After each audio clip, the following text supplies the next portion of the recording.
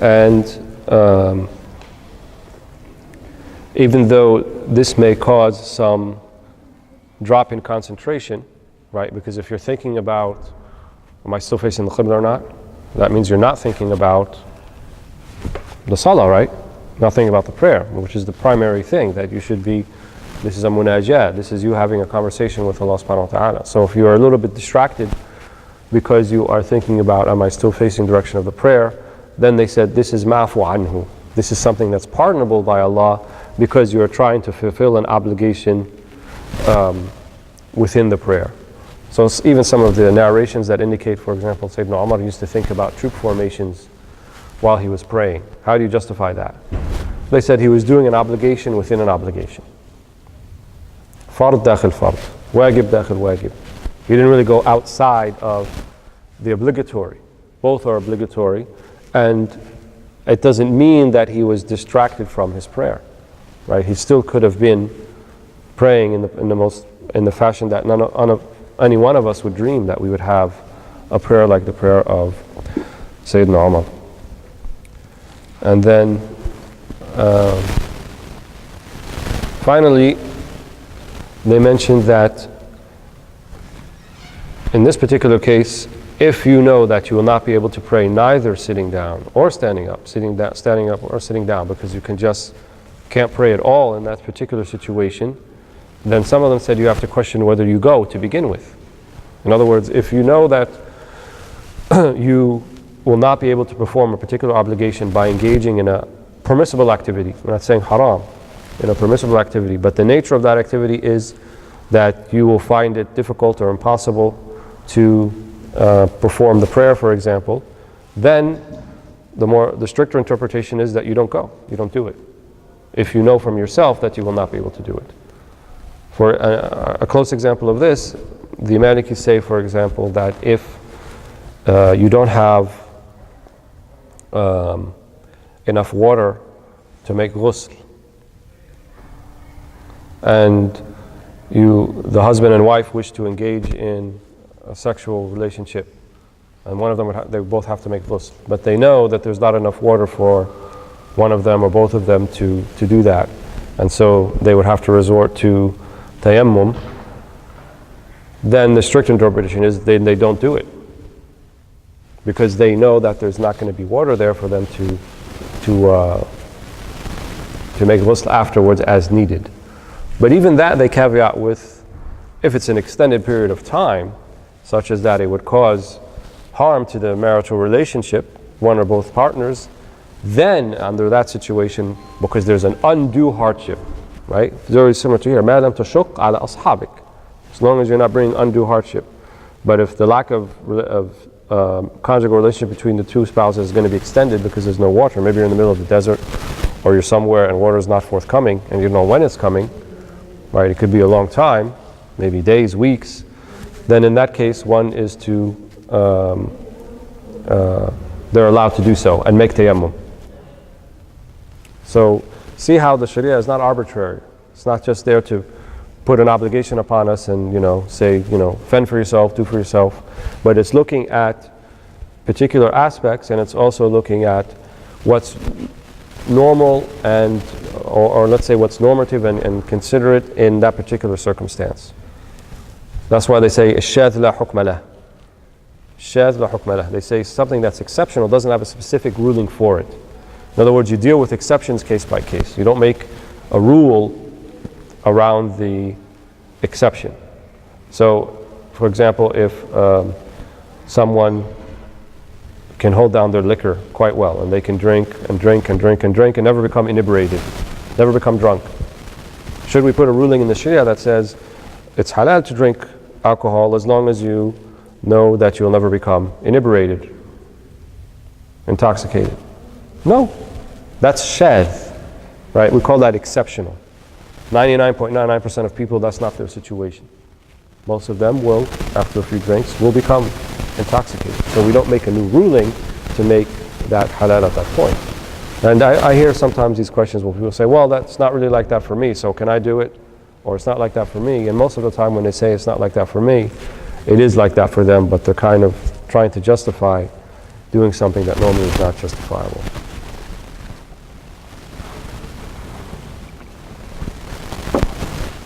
So the next hadith, 26.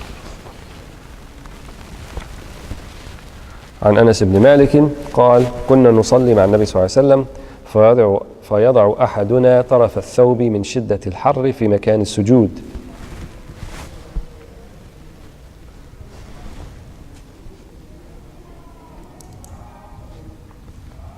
So a very short hadith, but if you look at it in relation to the previous one and also the one after it, it kind of, there's an order to it, it makes sense. So here, there's a common thread between this hadith and the one before it, which is what?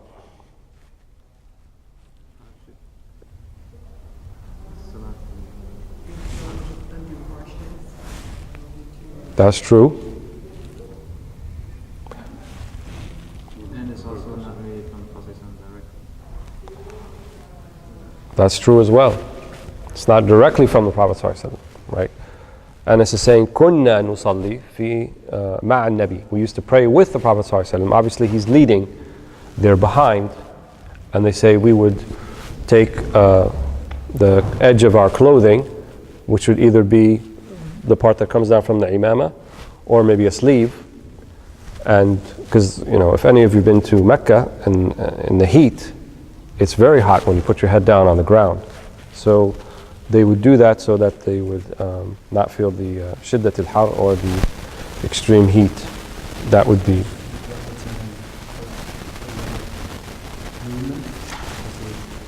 Exactly. It's a little bit extraneous to the prayer. Normally we don't try to move our sleeve or our imama or your hijab to put it in between you and the ground. That would be considered an extraneous movement, right?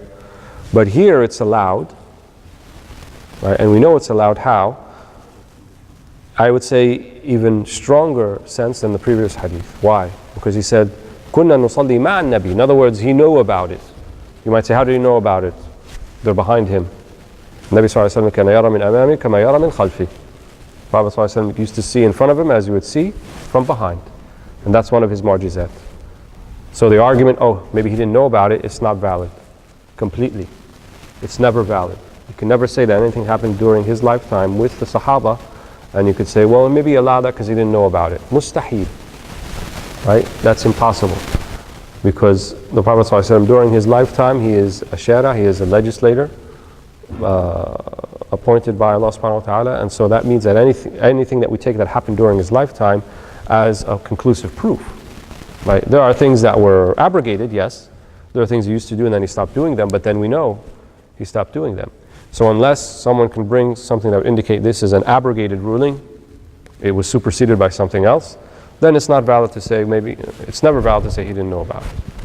So it has the hukum of sunnah, it has the ruling of a sunnah like the Prophet ﷺ did it himself. Versus the hadith that came before, the inference is they did that after the lifetime of the Prophet ﷺ, but they did it based upon what they understood from the Prophet ﷺ to do that. So the first hadith that came before this, you can say it's fa'al al-sahaba, it's an act of the Sahaba.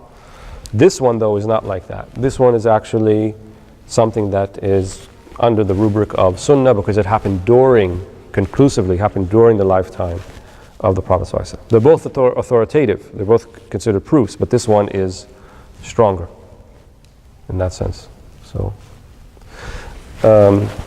this is a little bit of an extraneous action. So the idea of extraneous action but for a purpose. The purpose in the hadith before was the validity of the prayer itself. Here, is the validity of the prayer at stake? It's not. What's at stake then? The well-being of the person. Let's say it's not a well-being issue. Let's say it's uncomfortable. Next step, what's that mean? If I'm not comfortable in my prayer, what's the repercussions of that? Huh? You lose the concentration, exactly. You forget why you're there. You become more busy with, wow, this ground is really hot. It's bothering me. And I can't really focus on sujood when I'm doing it. And I just want to be there for an instant and come back up. right? Versus I'm in my sujood, which is the closest place where you are to Allah subhanahu wa ta'ala, because not a physical closeness, but a figurative closeness, because you are in prostration. So you are in the appropriate position as a slave with Allah subhanahu wa ta'ala as the master and creator above you. But all of that may not, be at the forefront of what you're thinking about, because you're really worried about the hot ground and how hot it is. So they call this tashwish, yani something that is a distracting element in the prayer. So a little bit here of extraneous action to remove a distraction, namely here we're talking about the heat, is allowed. In fact, maybe even recommended to do so. So if the Sahaba understood, and this was confirmed by the Prophet ﷺ, that they can do this during the prayer, what about before the prayer? What about removing distractions before? Right? If we can go to this extent to remove distractions while we're actually praying, then it would be min bab awla, yani more of a precedence that even before the prayer, outside of the prayer, we should be taking as serious steps also to remove the distraction. So praying in one room and the TV is on behind you, or there's all sorts of distractions going on. What's the difference between that and this? It's still, at the end of the day, distraction. Or praying and you're thinking about the phone call that you're waiting for from the interview that you just had, and you want to see if you got the job or not, or if you got into the school that you applied to. But you're distracted, you're thinking about that. What's the difference? So removal of distractions is important. Definitely important within the prayer, and even there's no danger definitely outside of the prayer. You can't say it's extraneous because you're not even in the prayer itself. And this is a general theme in the Sharia even. Sometimes the distraction could be to such a degree that the ruling becomes suspended. How? The qawl of the fuqaha, they said, لا يقضي القاضي حين يقضي وهو غضبان. The judge, when he's about to issue a ruling in a judgment, yani the legal judge, should not do so while he is angry. Cannot do so while he is angry. Why? Because he's distracted with his anger. And if he's distracted with his anger and he's going to issue a ruling, the sentence may be harsher, right? Unduly harsh, and maybe not according to the merits of justice because he's distracted. And the ulama said it's not just anger. They said if he's hungry, if he's sleepy, if he's overly tired, and not just the judge. They said the teacher, the doctor, right? Do you really want the surgeon to be operating on you and they've been standing straight for 36 hours? Right? Or the teacher. Even Imam al-Dardir, he said the teacher should not teach while they are distracted or angry or upset or any of those things. Because then what could have been a meritorious thing, what could have been a thing that was intended, and what could have been a thing that was done in a way that towards the constraints of the Sharia, becomes the opposite. Becomes something now that's a detriment. So instead of ni'mah, tanqalib niqmah. Instead of a blessing, now it's almost like a curse. Because they were doing it when they're in a state, when they're not in an appropriate state to do so.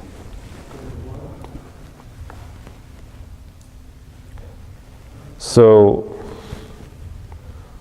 some of the scholars of purification also say that they extended this to understand that there's a particular level of distraction that the Sharia will allow you to take particular actions to remedy it, like we saw here in the hadith before it. But the scholars of the hearts, of Tazkiyah, of al-Qulub, they said their standard is even higher, which means that their standard is the heart should never be distracted. And so they're going to take steps so that their heart never is distracted, inside of the prayer and outside. So they say if you're distracted inside of the prayer, then you should not be distracted outside of the prayer. Because this idea of hudur means you're in complete recognition of reality and the relationship of you with Allah subhanahu wa ta'ala. Is that only true inside the prayer? No, it's true all the time. 24/7 is true. And so If you have hudur outside of the prayer, if you're in awareness, not just self-awareness, but God awareness, taqwa, outside of the prayer, then it will be easier for you also to have that inside of the prayer. And ultimately, to have it all the time, that's the purpose of the prayer to begin with, right? Because if you can get it down in the prayer, then you can do it outside of the prayer. If you can do it in Ramadan, then you can do it outside of Ramadan. That's the whole idea, right? It's not, you're not supposed to do Ramadan all year. That would be unsustainable. You're not supposed to pray all day and all night. That's unsustainable.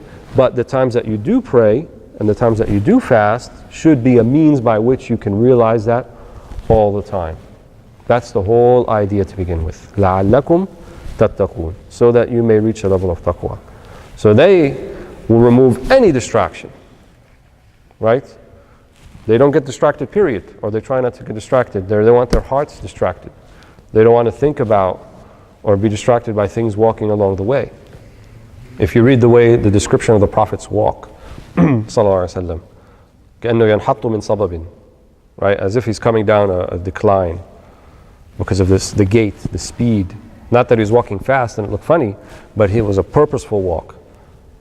جل نظره الملاحظة. Most of the way that he looked at things was mulaḥadha. This doesn't mean that he notices everything as what someone who only knows like basic Arabic would think or doesn't know what's behind that. But what it really is saying is جل نظره الملاحظة وليس التمعن. He would only take fleeting notice of things that were not concerning him. You know, he didn't notice like all the stuff that's going on around him because he had a purpose. So the mulaḥadha means just fleeting notice. Amma tama'un means to take like a discerning and contemplative look at things. Those were the things that were important to him, sallallahu alaihi wasallam. So he didn't get distracted by those things that were superfluous or even worse, harmful. Right? حسن إسلام المرء تركه ما لا يعنيه. From the goodness of the Islam, the excellence of Islam of a person, is to leave that which does not concern them. Right? And that which does not concern you is much, much, much more than that what does concern you.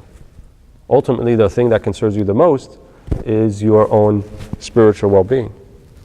And if you're letting other things get in the way of that, then you're not really fulfilling the hadith, and you're not really cognizant of what the Prophet ﷺ actually came to show us, which is how to live that particular life. So they say don't get distracted by anything. So if they don't get distracted by the hotness of the ground in the prayer, then also don't get distracted by extraneous thoughts as well, both in the prayer and within outside of the prayer.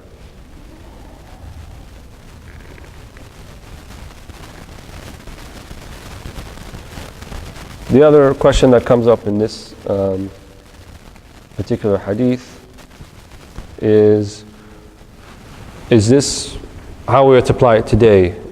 We would have to use just our sleeves, or could we use something else? You might say, well, why didn't they just lay a rug down? Why didn't they, put hasir, which they probably had during their time? Why did they do that? Why did they do it on their sleeves? Why didn't they lay something down, on the ground? And we know that during the time of the Prophet ﷺ, the masajid were not carpeted or rugged. In fact, they were pebbles, stones, and sand, the same inside as the same outside. It was just kind of a designated area. Didn't even have a roof in the beginning, and it wasn't even the walls weren't that high. So they just prayed in that designated area. And you might say, well, why didn't they just lay down some rugs, carpet, stuff like that? The obvious answer to that is because they didn't have access to that. The Sahaba were of modest means, not because they couldn't, but that's what they chose the way to live their lives. And so even the wealthy amongst them, which include Abu Bakr and Uthman and Abdurrahman ibn Auf and others, they didn't see that. They would have seen that as something like an extravagant thing to add to the mosque or to the prayer. They wouldn't have approved of such a thing, to pray on something that was soft or something of that sort. But how does that extend to us now? Do we accept that as that was part of the way they lived their lives, and hence we don't accept exactly the same as them and pray except on our sleeves if the situation calls for it? Or are we allowed to put something between us and the hot ground or the wet ground That's not part of our clothing. Either one could be looked at, and either one could be justified. But if we're talking about the theme that we came in the previous hadith, Siru ala siri ad'afikum, go to the speed according of the weakest amongst you, we would have to side with the opinion that says it's not specific to one sleeve, but anything that will remove that distraction. So if you put a carpet, you put a rug, you put that, that's all fine. However, if you want to take the stricter opinion or the strictest interpretation saying that that's the way the Sahaba did it, it's like a dispensation. Dispensations usually don't have things that are analogous to them. You don't extend it to everything, so I'm just going to follow exactly as they did. That's okay too, in as much as you realize there's other opinion, and in as much as you realize with that other opinion you cannot force your particular understanding on everybody else. That's the important part. So there's definitely ways to interpret these ahadith in kind of a way that's more conservative and more sticking to the exact actions of the Prophet ﷺ or the Sahaba, but it's not the only way. It's something that our ulama differed about. So to claim that it can be only this way without anything else would be a miscarriage of justice, actually, of understanding the hadith. Yes? And what?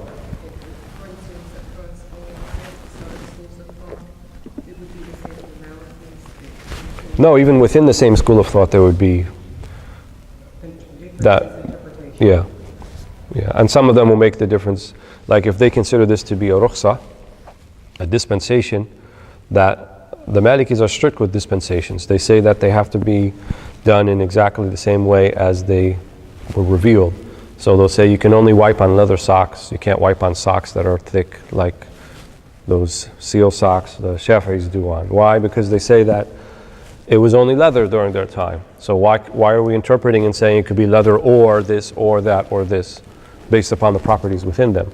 So they did not, they wouldn't allow for something like that. But not all the schools of thought are like that.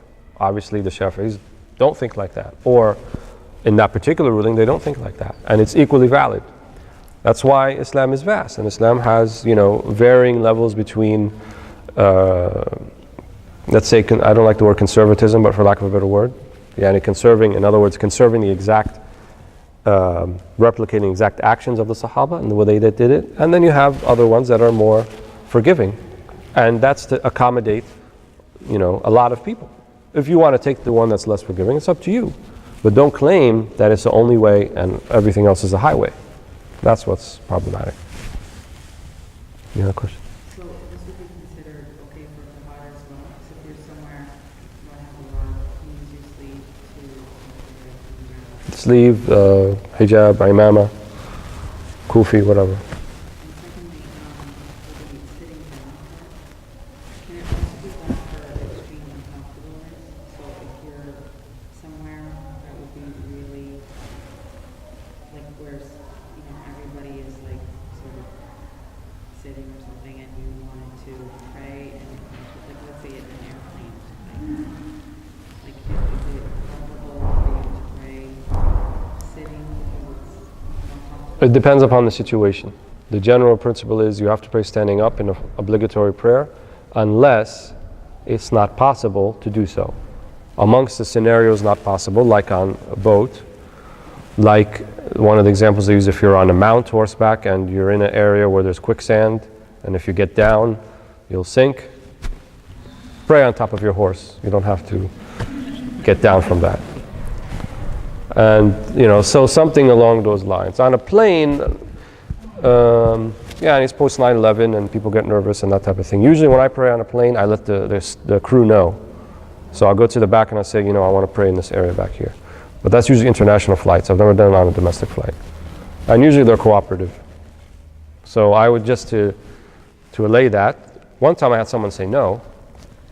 And she said, no, you can pray sitting down. I know it's okay. I'm like, you're going to teach me my religion? So she was quiet after that and I just prayed anyway. But you have to gauge the situation. I think the domestic flights, it's different. I don't know, I haven't tried it, but no. Nope. Sorry. One thing also to consider, and one of my teachers, I was traveling with him, and we did this. We were in an international airport, and I was looking for a place for us to pray, and he said, we'll each pray on our own. And he said the reason for this is because we're in not a Muslim country, and we're in a place where people could be nervous, and so there's nothing wrong. Praying together in jama'ah is not obligation, it's something meritorious. But if there is a particular need for each to pray on our own, right, and so as not to cause a big fuss, then that would be okay. And sometimes you find people, they make a complete scene out of it. So you want to go to the Giants game and you want to watch the game, and then you pray a jama'ah of 20 brothers out on the corridor area, and then you wonder why people made a big fuss. You made a big fuss. You made it a scene.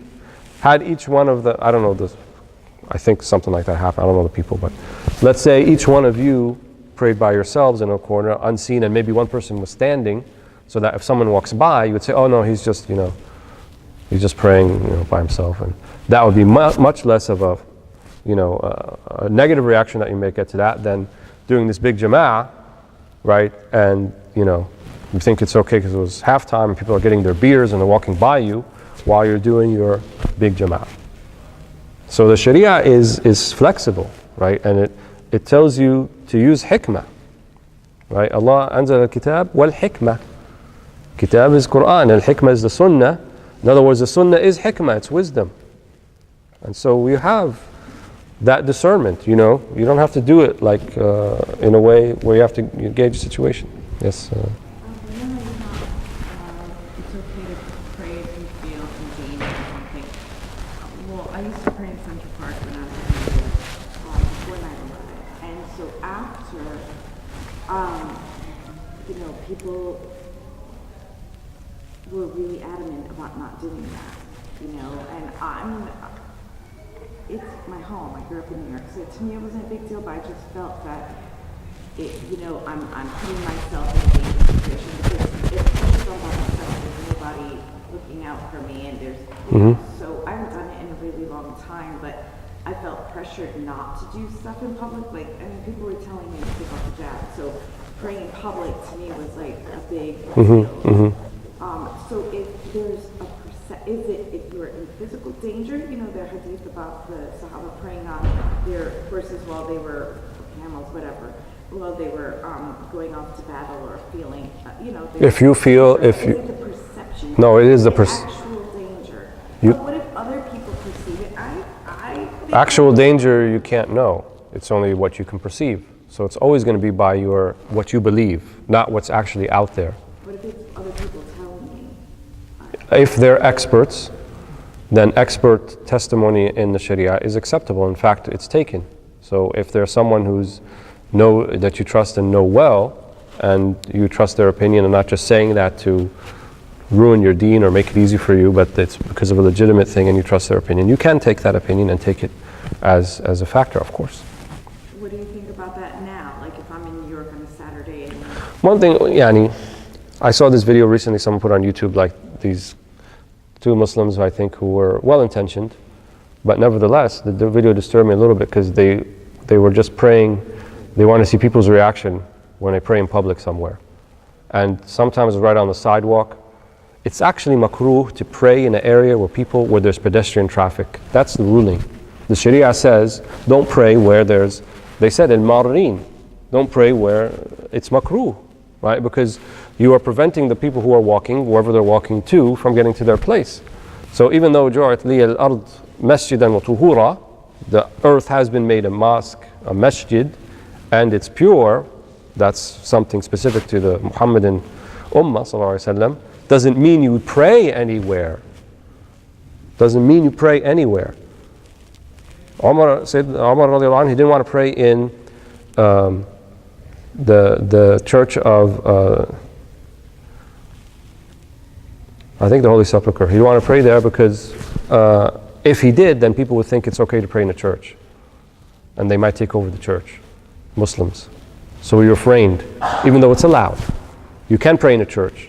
You can pray anywhere, right? Even if there's stuff going on in the church. But the idea is, should you? So you have to gauge the situation. So these two guys are well-intentioned. They're like doing this flash prayer, right? They have flash mobs, right? So they're just praying anywhere, and they just want to see people's reaction, to shock them. Is that what the prayer is for? To shock people? Or is it a means by which to, where you have a munajah, you have this spiritual fulfillment with Allah subhanahu wa ta'ala, right? And women especially, in fact, their prayer is more encouraged. The more private it is, the better. They're not required to go to the mosque. They can if they want. But their prayer at home is better. In other words, a private place, right? Because remember, we're talking about distraction here. So if you're praying in a place where you're worried about people saying something to you or stopping by or harassing you, and that's in the back of your mind, how much concentration you can have in the prayer? You might be distracted. So, I do it sometimes, but I usually look for a place that I will not be distracted and I won't be in anybody's way. But in the part where it's not in anybody's way, if you're on some grassy spot, and I don't like them in public voluntarily, but if you just happen to be out there with your video. No, I think people walk their dogs there though too. I mean,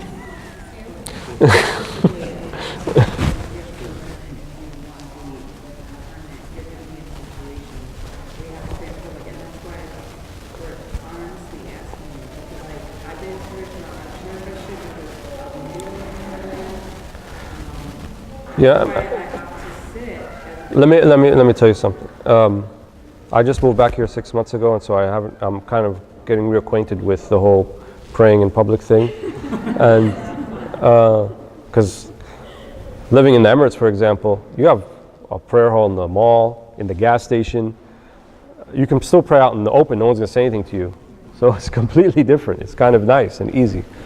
But I noticed here the winter, the prayer times are quite close, and I scheduled my schedule around where I go out around the prayers, because I know I might get caught in a situation, especially in the winter. Summer is easier to deal with. It's easier. But in the winter, I don't schedule long things except after Maghrib. Because if Maghrib is early, like 5-ish in the winter, then anything that's going to take me extended hours outside somewhere, khalas, after 5. Then I have from 5 until when I get home, even if it's late at night. That's my personal thing, what I do. If you fear that pulling over on the highway could cause you some issues, then don't pull over. But is it better to pray, just say, I'll pray when I get home, or is it better to pull over and pray when I'm sitting in the car? Like, what's the worst? I've been in that situation a lot. Both. There's something called hurmat al-waqt, which is the sanctity of the time. So you pray in any which way situation you are, but redo it because you've not exactly met the conditions of validity when you get home. Sometimes I do this. I have been forced to pray sitting down on a plane sometimes. So those I always redo because I don't feel like, I may have had a valid excuse to do it sitting down, but it doesn't feel right. So I'll redo them just to be safe. If I can pray standing up on the plane, then I don't redo them. So it depends on the situation. But that's what we're talking about, the previous hadith, where they said if you're going to go out in the ocean and you will not be in a state to do any of your prayers, then maybe you shouldn't go. So if you want to go to the matinee seeing of Spider-Man 2 in the winter, and it starts at 2, and you don't get out till 5, and you'll miss Asr, does that mean you go? Or do you say to yourself, nah, I'll just pray in the theater? And you know from yourself that that's probably not going to happen. This is the choice people have to make. So I think we'll stop here because there's like a lot of activity going on here, and I'm distracted, and the teacher cannot teach when they're distracted. I'm actually getting a little bit angry, so I'm going to stop here. Inshallah. Yes. What is the Arabic term for complete recognition of self-awareness? You used it in the term taqwa. Mm-hmm. What's the Arabic term? I thought I said taqwa. Did I say something else? I think you said another term. Oh, hudur. Hudur. Ha, dad, waw, ra. From hadara, to be present. So hudur means presence, spiritual presence, intellectual presence.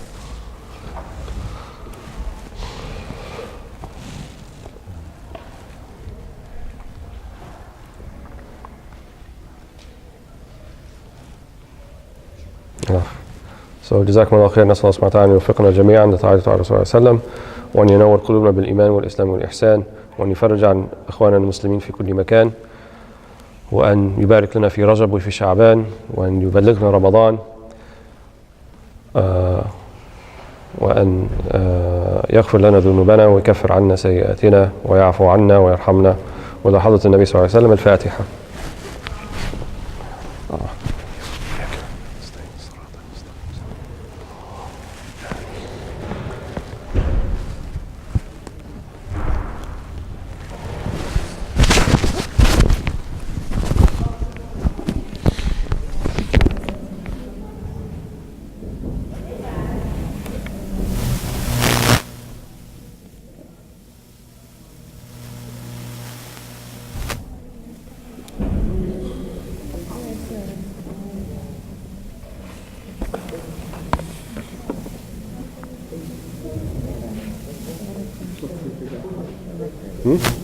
It's not that warm.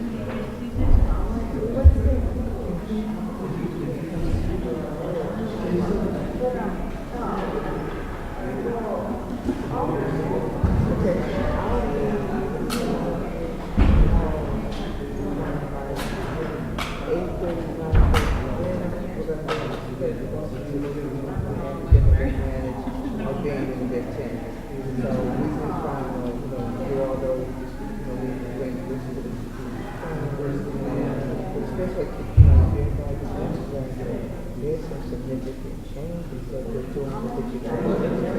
Yeah, the undergrad, it's really, and you're really, socialism swinging through. You all, yeah, you'll be fine. It's, but they're changing more money around. University, how they give you the money, the expenses of the you all fine. Yeah, so we just, respect to their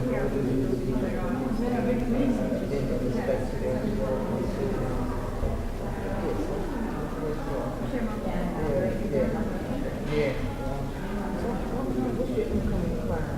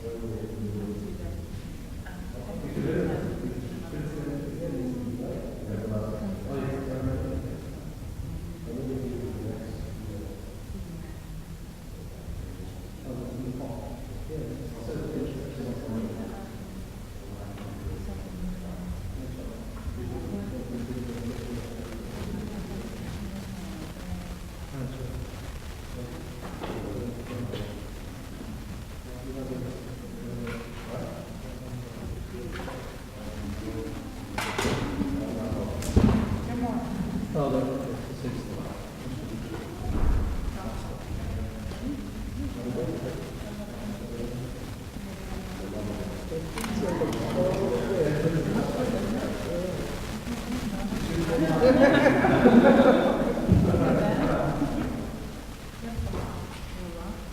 do? Everyone, wait, no, everyone ate? They still something?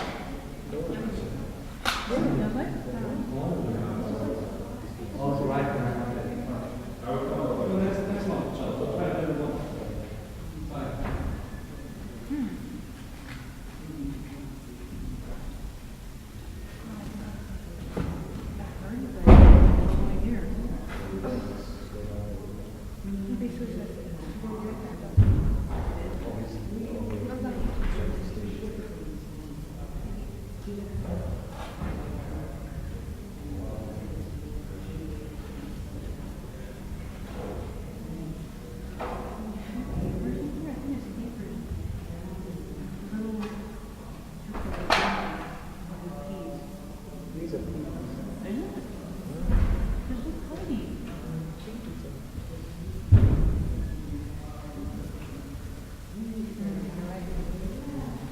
They're like peas, only with this mixed like the milk or vegetables.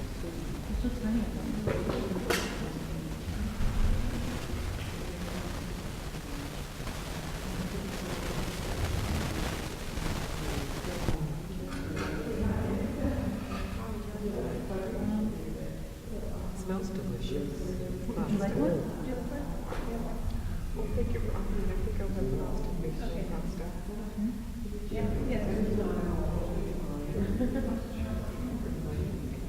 I really want to make both.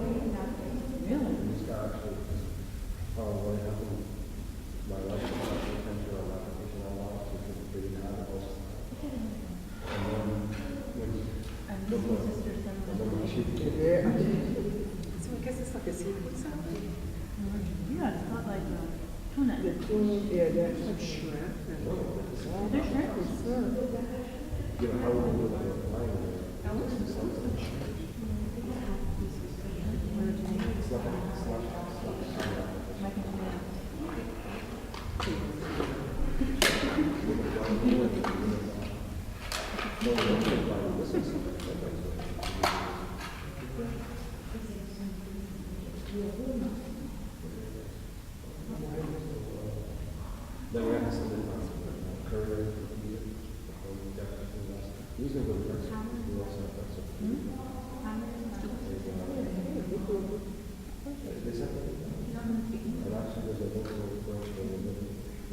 So you're going to go to the food?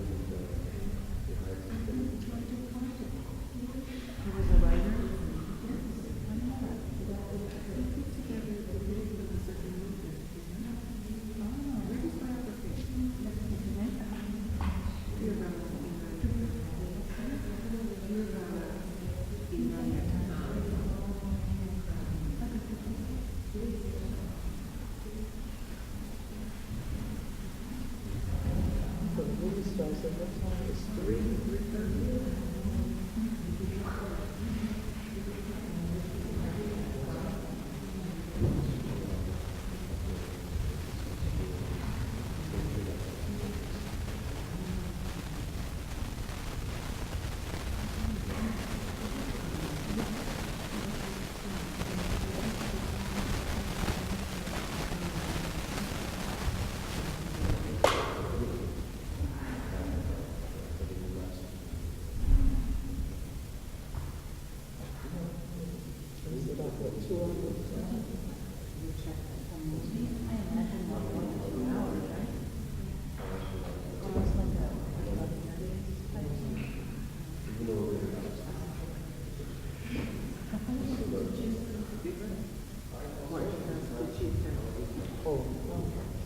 Yeah. So at least you know that Oh, it's restricted time, right? So leave her away.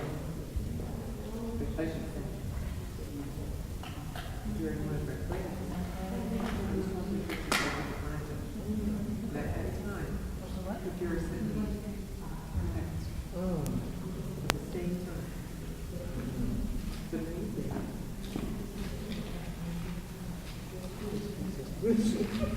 I have had to stay away from you.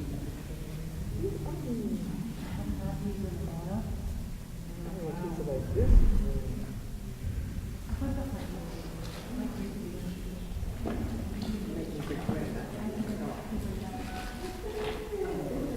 Oh, Lori said that one of her classmates was a lot. Oh, yeah. Yeah, pick up his daughter.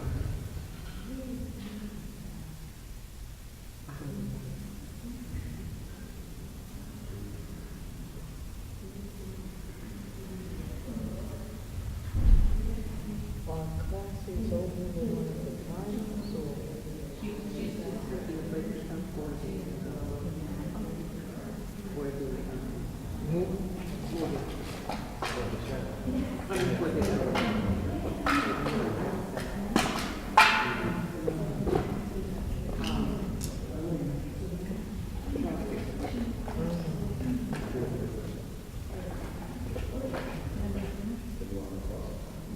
now she really just exercise.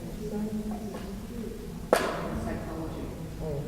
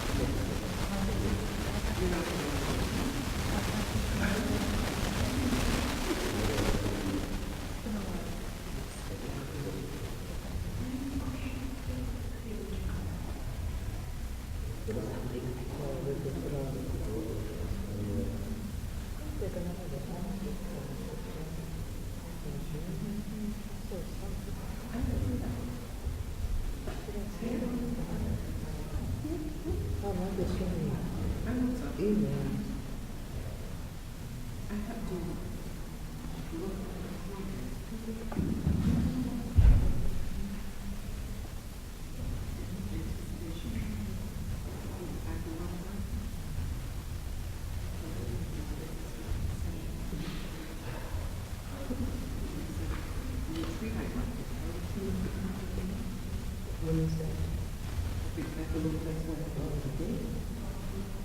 4 hours?